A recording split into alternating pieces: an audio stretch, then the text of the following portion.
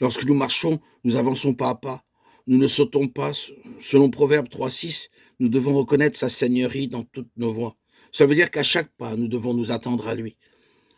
Dans Galates 5, l'apôtre Paul emploie 3 expressions pour désigner une vie remplie de l'esprit. Il nous faut marcher selon l'esprit, être conduit par l'esprit et vivre par l'esprit. Selon le psaume 37, 23, nos pas sont affermis par lui. Le Saint-Esprit nous gouverne et il nous conduira. Et c'est ainsi que nous pouvons vivre dans le Saint-Esprit. Ceux qui ne sont pas nés de nouveau ne peuvent pas comprendre les mystères de la parole de Dieu, malgré toute la connaissance biblique qu'ils peuvent avoir. À partir du moment où nos péchés nous sont pardonnés et que nous sommes nés de nouveau, nous sommes rendus participants de la nature divine. Quand nous recevons le Seigneur Jésus-Christ dans nos cœurs par la foi, la nature divine est formée en nous. Si nous passons suffisamment de temps à genoux, nous sentirons la présence divine. Tandis que nous nous trouvons dans sa présence, nous pouvons demander à Dieu de nous préparer et de nous guider pendant toute la journée et de nous donner ses instructions à suivre. Nous devons soumettre nos voies au Seigneur, lui demander de nous conduire auprès des personnes qui sont spirituellement ou matériellement dans le besoin, de nous rendre capables d'y pourvoir. Nous pouvons demander au Seigneur de nous montrer son plan pour toute la journée et de nous préparer pour l'heure de la tentation ou de l'épreuve.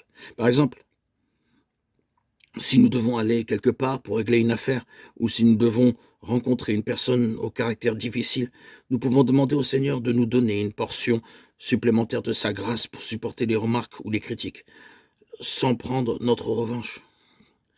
Certaines belles filles ont des belles-mères incommodes. Il est difficile de vivre avec elles, parce qu'elles essaient intentionnellement de trouver quelques fautes en leur belle-fille. La pauvre belle-fille peut supporter les remarques humiliantes pendant quelques jours. Après cela, elle commence à répondre en 7 mots contre un seul mot de la belle-mère. Mais ce n'est pas ainsi que le problème sera résolu. À la fin du compte, le foyer deviendra malheureux. Nous pouvons prier le Seigneur de gouverner toute situation, de nous aider à ne pas déshonorer son nom et de nous faire la grâce de supporter patiemment toutes les remarques désobligeantes sans prendre notre revanche. Nous pouvons aussi demander sa grâce pour n'importe quelle situation au bureau ou ailleurs. Le Seigneur est notre souverain sacrificateur compatissant. Il nous aidera dans notre faiblesse pour chaque situation. Il gravera aussi dans nos cœurs ses lois et ses paroles. Et il nous donnera les paroles appropriées en toutes circonstances. Le Seigneur Jésus-Christ est l'ingénieur en chef. Il connaît le plan de l'habitation céleste, mais il ne nous montrera pas tout le plan d'un seul coup. Nous devons recevoir ses instructions jour après jour. C'est un exercice quotidien.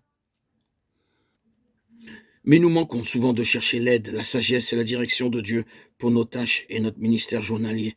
Lorsque nous sommes soumis au plan parfait de Dieu, nous pouvons jouir de la réelle paix de Dieu.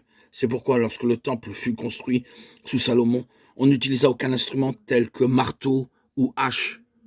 Lorsqu'on bâtit la maison, on se servit de pierres toutes taillées, et ni marteau, ni hache, ni aucun instrument de fer ne furent entendus dans la maison pendant qu'on la construisait. 1 Roi 6,7. Dieu avait dit à David que son fils Salomon construirait le temple.